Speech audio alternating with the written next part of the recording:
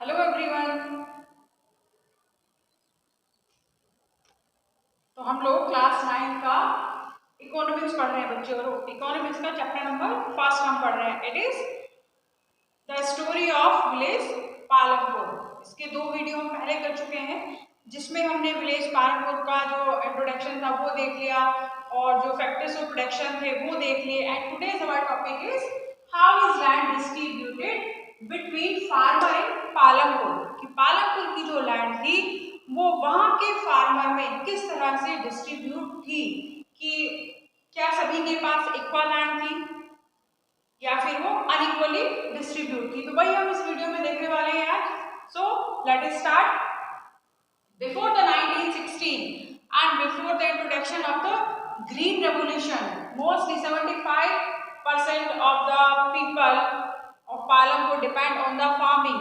But जो उनका तरीका था वो ट्रेडिशनल था, कि जो सीड्स थे वो ट्रेडिशनल थे और जो मैन्यूर वगैरह थे वो भी ट्रेडिशनल थे। तो उसमें जो यील्ड थी या फिर जो उनकी फसल थी वो ज्यादा नहीं हो पाती थी। And after the introduce of green revolution और HYBS सीड्स, तो प्रोडक्शन बहुत ज्यादा हो गया।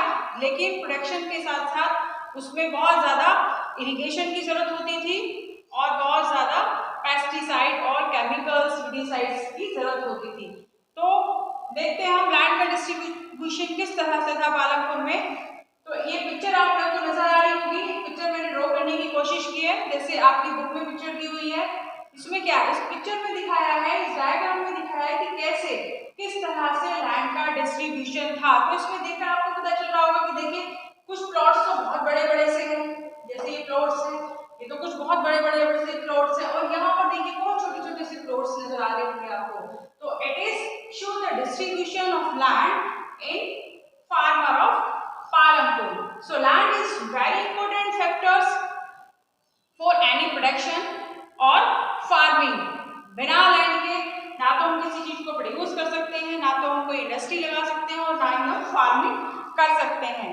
जो फैक्टर्स ऑफ प्रोडक्शन थे उसमें हमने देखा था जो फर्स्ट हमारा फैक्टर था वो लैंड था। So land is very important factor, but unfortunately all the farmers of Palampur have not the sufficient land for cultivation। हमने देखा था कि 1960 के बाद कोई भी पालमपुर में कोई भी लैंड लेफ्ट आइडल नहीं थी, मतलब बेकार नहीं थी। जो भी लैंड थी उनको सबको यूज करना, कल्टीवेशन के लिए यूज करना शुरू कर दिया था। लेकिन अभी भी जो फार्मर्स हैं उनके पास, सभी के पास सफिशिएंट लैंड नहीं थी कल्टीवेशन के लिए। क्यों नहीं थी? व्हाट वाज द रीजन कि सभी के पास इक्वल लैंड क्यों नहीं थी? तो बच्चा reason is land is unequally distributed, unevenly distributed between the farmer. Unequally कैसे थी? जैसे some farmer do not have land, some farmer do not have land। कुछ फार्मर ऐसे थे जिनके पास अपनी कोई भी लैंड नहीं थी। जैसे हमने जब प्रीवियस वीडियो, जब फर्स्ट वीडियो किया था उसमें हमने देखा था कि जो पॉपुलेशन थी पालमपुर की 1/3 पॉपुलेशन दलित्स की थी। तो Dalits have not on land, उनके पास अपनी कोई लैंड नहीं थी। सो वो सर्वाइव करने के लिए जो दूसरे फार्मर्स से, जो मीडियम और लार्ज फार्मर्स से, उनके लैंड पर एज अ लैंडलेस लेबर को वर्क करते थे। And some farmer have a little plots of land. कुछ फार्मर ऐसे थे जिनके पास अपनी कुछ लैंड थी। And some have the huge part of the plots. और कुछ फार्मर ऐसे भी थे जिनके पास बड़े बड़े, यहाँ से नजर आ रहा है देखिए, कुछ के पास बहुत बड़े बड़े प्लॉट्स हैं और कुछ के पास लिटिल प्लॉट्स। लिटिल प्लॉट्स ये देखिए, ये नन्हे नन्हे से बिल्कुल छोटे छोटे से प्लॉट्स से, जरा जरा से प्लॉट्स नजर आ रहे हैं ना, ये देखिए, है ना। ये कुछ ऐसे थे स्मॉल फार्मर जिनके पास बहुत छोटे छोटे से प्लॉट्स थे और कुछ ऐसे थे जिनके पास बहुत बड़े बड़े प्लॉट्स थे। ये देखिए, है ना, ये सब बड़े बड़े से प्लॉट्स थे। इन पालमपुर कितनी फैमिलीज थी पालमपुर की? 4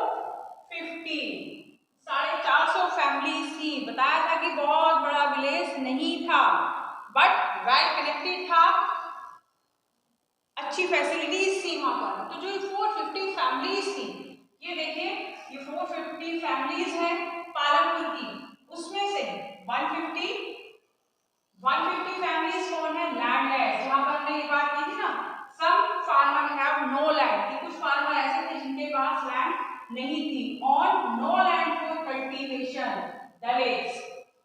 तो ये कौन है, ये लैंडलेस फार्मर। जो 150 हैं वो लैंडलेस फार्मर्स हैं। वहीं पर बात करें हम स्मॉल फार्मर्स की, तो 240 फार्मर्स हैं पालमपुर में, वो है स्मॉल फैमिलीज, स्मॉल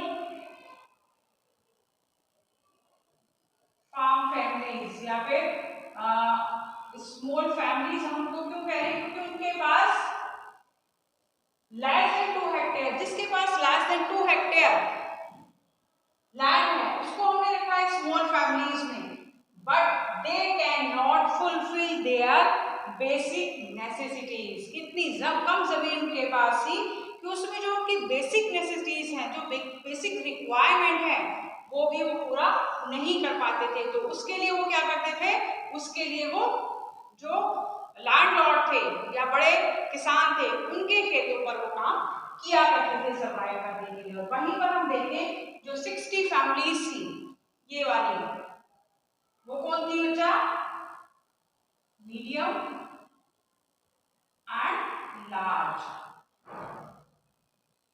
फैमिलीज। कौन थी, मीडियम और लार्ज फैमिलीज थी। They own land more than 2 hectare, जिनके पास 2 हेक्टेयर से ज्यादा जमीन थी, उसको रखा है किसमें, मीडियम में और लार्ज में। कुछ फार्मर्स ऐसे भी थे जिनके पास 10 हेक्टेयर से भी ज्यादा जमीन थी, जिनके पास बहुत बड़े बड़े फार्म से बहुत बड़ी बड़ी लैंड थी। एक स्टोरी दी है आपकी बुक में, स्टोरी ऑफ गोविंद। गोविंद की स्टोरी दी हुई है। क्या स्टोरी है बच्चे, कि गोविंद के पास कितना 2.25 हेक्टेयर लैंड थी, बट अनकल्टिवेट लैंड थी। फिर उसने आफ्टर द 1916 उसके 3 बेटे थे, तो अपने 3 सन्स के साथ उसने इस लैंड को कल्टीवेट करना शुरू किया, और एक बुफैलो भी पाल रखी थी उन्होंने। तो इस लैंड को कल्टीवेट करने के बाद वो मुश्किल से सर्वाइव करने के लिए ही उपज कर पाते थे। But after the death of Govind, जब गोविंद की डेथ हो गई, तो ये जो जमीन थी, ये जो प्लॉट था, ये डिवाइड हो गया 3 पार्ट्स में, और हर पार्ट में आया 0.75। तो जैसे सपोज ये गोविंद की लैंड है और इसके 3 पार्ट हो गए। 3 पार्ट क्यों हो गए, क्योंकि गोविंद की तो डेथ हो गई, और गोविंद के बाद जो उसकी लैंड थी वो उसके 3 बेटों में डिवाइड हो गई। उसके बाद मान लीजिए उसके जो 3 बेटे हैं, उनके भी आगे से 3 बेटे हुए, तो क्या होगा, ये लैंड ऐसे डिवाइड हो जाएगी, है ना, ये लैंड ऐसे डिवाइड हो जाएगी। तो इस तरह से डिवाइड होते होते बहुत छोटे छोटे से पीस ऑफ लैंड रह गए थे फार्मर्स के पास। तो ये जो डिस्ट्रीब्यूशन था लैंड का, वो अनइक्वली डिस्ट्रीब्यूट था, अनइवनली डिस्ट्रीब्यूट था, कि सब ऐसा नहीं कि सभी के पास इक्वल लैंड थी। सो नेक्स्ट टॉपिक इज, और नेक्स्ट है who will provide the labour. Land तो हमारे पास आ गई, तो लैंड अपने आप को प्रोटेक्शन करेगी नहीं, उसके लिए हमें लेबर की जरूरत भी होगी। तो here is a question arise, who was the labour, कौन थे लेबर्स, एंड वेयर दे कम, और वो कहां से आते थे, है ना, कि हमें लेबर चाहिए वर्क करने के लिए, लैंड तो हमारे पास है लेकिन लेबर हमें चाहिए, तो वो लेबर कौन थी, किस तरह की लेबर थी, वो कहां से आती थी, भाई हम देखने वाले हैं। तो स्मॉल फार्मर्स देखे थे ना हमें, एक तो लैंडलेस फार्मर्स थे, स्मॉल फार्मर्स थे जिनके पास लेस देन 2 हेक्टेयर लैंड थी। तो स्मॉल फार्मर्स, क्योंकि उनके पास अपनी तो बहुत थोड़ी सी जमीन थी, उस पर वो अपनी बेसिक नीड्स को भी पूरा नहीं कर पाते थे उस पर काम करने के बाद, तो क्या करते थे वो They along with their families cultivate their own land, क्योंकि उनके पास छोटी सी जमीन है तो वो खुद और अपने उनके फैमिली मेंबर्स के साथ उस पर काम कर लिया करते थे, उसको कल्टीवेट कर लिया करते थे, और जो बाकी का टाइम बचता था उसमें वे क्या करते थे, जो लार्ज फार्मर्स हैं वहां पर काम किया करते थे। तो स्मॉल फार्मर्स को तो लेबर की जरूरत नहीं होती, वो अपने फैमिली मेंबर्स के साथ भी उसको कल्टीवेट कर लिया करते थे।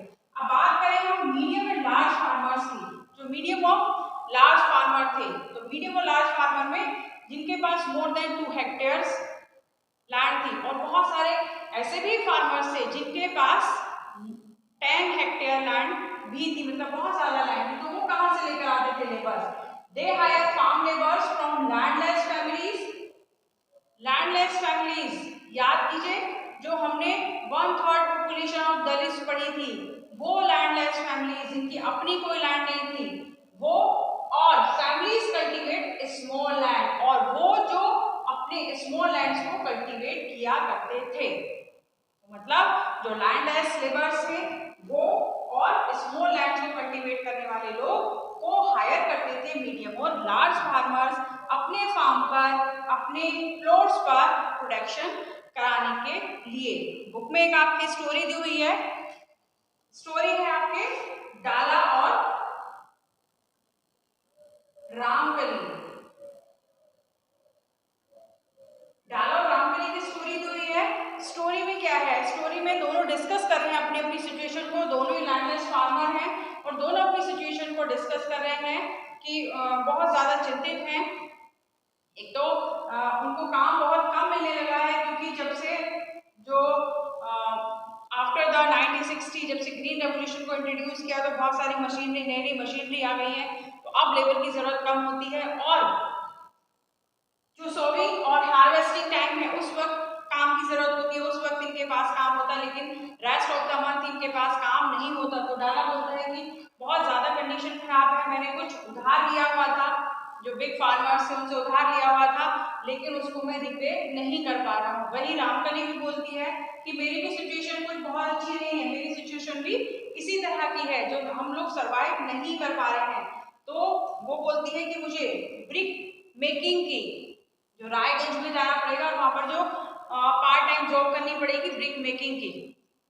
तो दोनों अपनी अपनी कंडीशन को डिस्कस कर रहे हैं, क्यों है उनकी जो सिचुएशन है इतनी खराब क्यों है।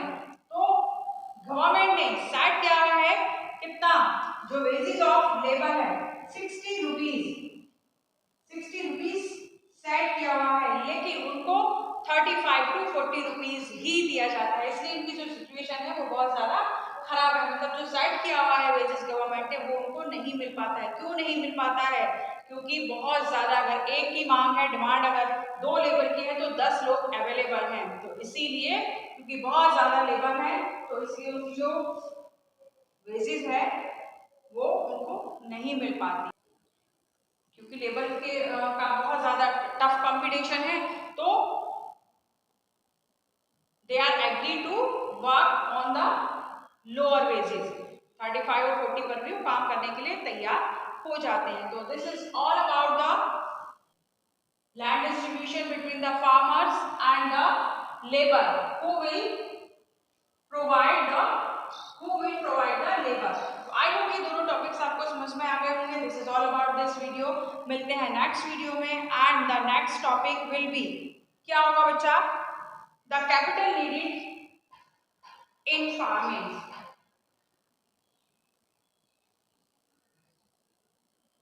Capital needed in farming। वो कैपिटल जो फार्मिंग में जिसकी नीड होती है वो, और सेल ऑफ सरप्लस,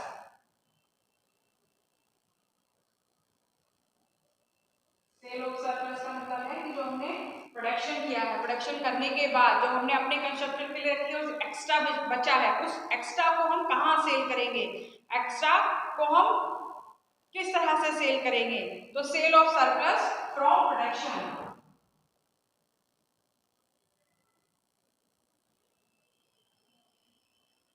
नेक्स्ट जो हमारे टॉपिक हैं वो ये होने वाले हैं